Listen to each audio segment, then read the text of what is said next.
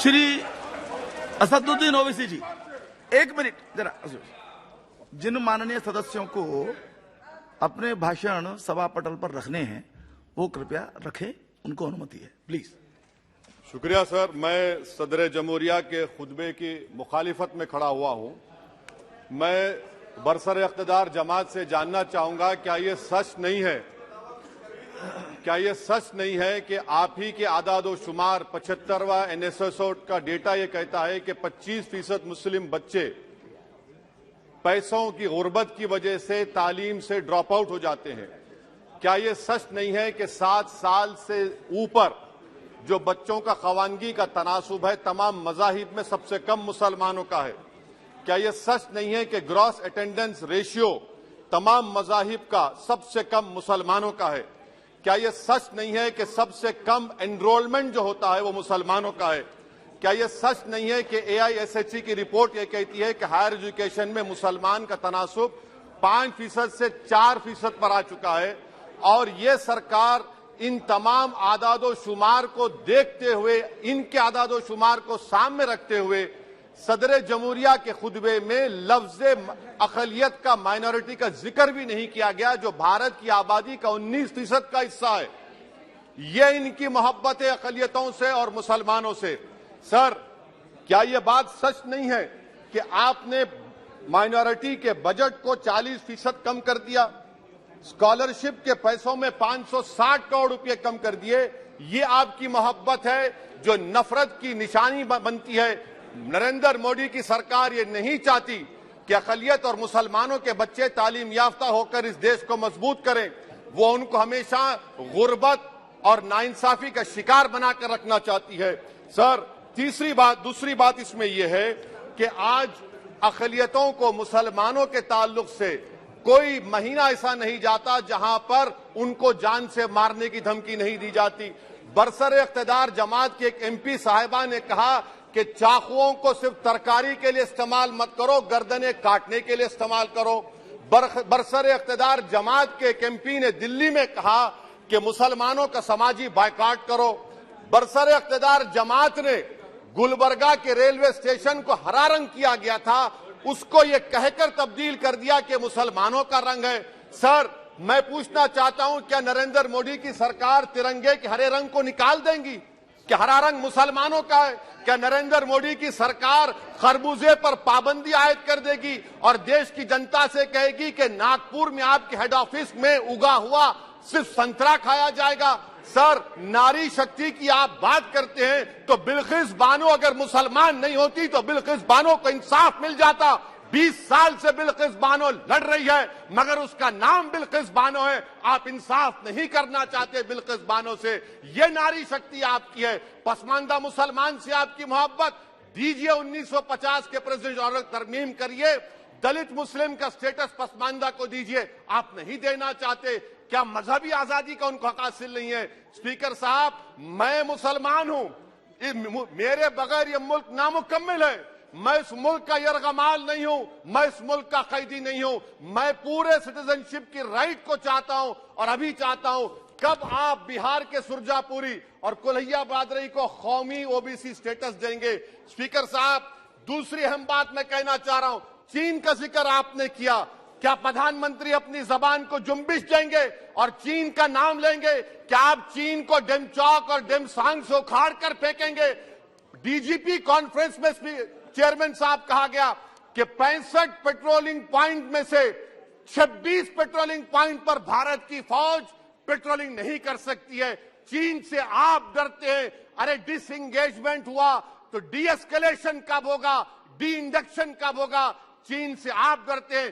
3 साल से चेयरमैन साहब 50,000 भारत की फौज हजारों फीट चोटियों पर बर्फ में खड़ी हुई है। देश के प्रधानमंत्री को क्या भारत की आवाम पर भरोसा नहीं है? भारत की फौज पर भरोसा नहीं है? अरे, चीन का नाम लीजिए वजीर आजम, डरिए मत चीन से। तीसरी पॉइंट सर, हमारे कानून के मंत्री चले गए। पैराग्राफ 79 और 82 में बेसिक स्ट्रक्चर पर, आईनी ओहदों पर बैठे हुए लोग बेसिक स्ट्रक्चर पर तनकीद करते हैं, लॉ मिनिस्टर कॉलेजियम पर तनकीद करते हैं। इस ऐवान में जब NJSE का बिल आया, मैं वाहिद एमपी था, अब याद होगा आपको, जो मैंने कहा था कि भारत के संविधान के खिलाफ होगा बेसिक स्ट्रक्चर के। इंदिरा गांधी से सबक हासिल करना चाहिए। इंदिरा गांधी कहती थी कि जुडिशियरी मेरी पाबंद होना, अब नरेंद्र मोदी कहते हैं कि जुडिशियरी मेरी वफादार होना। इंदिरा गांधी ने 42nd अमेंडमेंट किया, देश की जनता ने इंदिरा गांधी को इख्तियार से बेदखल कर दिया। आप वही इंदिरा गांधी के इराक को ला रहे हैं। आप बताइए स्पीकर साहब, क्या ईसाई मानने वाले व्हाइट टेरर हैं? क्या ईसाई मजहब के लोग व्हाइट टेरर को फरोग देते हैं?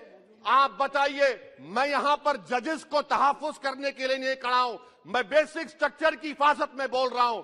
मैं अदलिया की आजादी के लिए खड़ा हूं, मैं एग्जीक्यूटिव की आजादी के लिए खड़ा हूं, लेजिस्लेचर की आजादी के लिए खड़ा हूं। चेयरमैन साहब, कोर्ट का काम ये नहीं है, जजेस का काम ये नहीं है कि नरेंद्र मोदी सरकार की मदद करे। अदलिया का काम यह है कि इस देश की कमजोर और मजलूम आवाम से इंसाफ किया जाए। चौथा पॉइंट स्पीकर साहब, यहां पर एक बड़े सरमाएदार का जिक्र किया गया है। क्या यह बात सच नहीं कि कांग्रेस और बीजेपी ने ओलिगार्क्स को पैदा किया? आप दोनों ने मिलकर ओलिगार्क्स को पैदा किया। आज इसी वजह से 60% मुल्क की दौलत 1% जनता के पास है। आप दोनों ने बैठकर मलाई खाई और गरीब और नौजवान पिस रहा है। अरे बताओ, ये जो 28 लोगों की लिस्ट है जो देश का पैसा खाकर भाग चुके हैं या बैठे हुए, उसमें कोई मुगलों का नाम है क्या?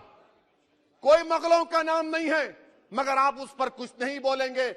संडेसरास कंपनी 15,000 करोड़ नाइजीरिया और केनिया की कोर्ट में जाकर कहती है कि हम हिंदू हैं, भारत को आएंगे तो प्रोसिक्यूशन होगा। आपने कोर्ट में कुछ नहीं कहा, वहां पर एसआईटी आपने बनाई। मगर शुक्र है, मैं लाइटर वेन में कह रहा हूं कि हाइडनबर्ग अगर यहां होता तो यूएपीए लग जाता उस पर। और सर, मैं नरेंद्र मोदी सरकार को मशवरा दे रहा हूं लाइटर वेन में कि ये अंग्रेजी का अल्फाबेट ए बड़ा अशुभ है आपके लिए। AA को आपने कहा कि बेटा फाइटर एयरक्राफ्ट बनाओ, बैंकरप्ट हो गया। अब कैपिटल A को आपने 17 इंडस्ट्री दे दिए, हम पूरे विश्व में मार्केट कैप हमारा 5वें नंबर पर आ गया। सर देश के प्रधानमंत्री से बताना चाह रहा हूं कि वजीर दाखिला का नाम भी ए से शुरू होता है। मैं खत्म कर रहा हूं। मैं स्पीकर चेयरमैन साहब, मैं सरकार से पूछना चाह रहा हूं कि क्या जनवरी 2024 और फरवरी में क्या ये सरकार थर्मो न्यूक्लियर ब्लास्ट करने जा रही है? क्या आपने हमारे अतराफ में देख लिया कि उसके वाक़े व नतायज क्या निकलने वाले हैं? चेयरमैन साहब, मैं आपको बता रहा हूं कि चीन के बारे में क्या हमको बीबीसी की रिपोर्टिंग की जरूरत पड़ेगी, जिस तरह 2002 गुजरात के बारे में कहा गया। स्पीकर साहब, अकलियतों के बारे में, मुसलमानों के बारे में एक शायर ने कहा था, आग से आग बुझाने को कहा जाता है, जख्म पे जख्म खाने को कहा जाता है। हम वफादार है बताने के लिए, हमको अपना सर कटाने के लिए कहा जाता है। सर, देश के प्रधानमंत्री पूरे फॉरेन टूर में जाते हैं, वहां पर गांधी का नाम लेते हैं। मुझे अप्रीहेंशन, खदशा इस बात का है कि इस देश में 2 बाबा कौम हो जाएंगे, एक सावरकर होगा और एक सौतेला बाबा कौम। कहीं आप महात्मा गांधी को ना बना दे। तो मैं खत्म कर रहा हूं सर। इसीलिए मैं आपके जरिए से हुकूमत से मुतालबा करता हूं कि प्लेसेस ऑफ वर्शिप एक्ट को डिस्टर्ब ना किया जाए, मुसलमानों का अक़लियतों का बजट बढ़ाया जाए, बिल्किस बानो से इंसाफ करिए, चीन से मत डरिए प्रधानमंत्री, चीन को काट पर फेंकिए। शुक्रिया सर। सीमित समय लीजिए प्लीज, क्योंकि रिप्लाई भी होने आपको पता है।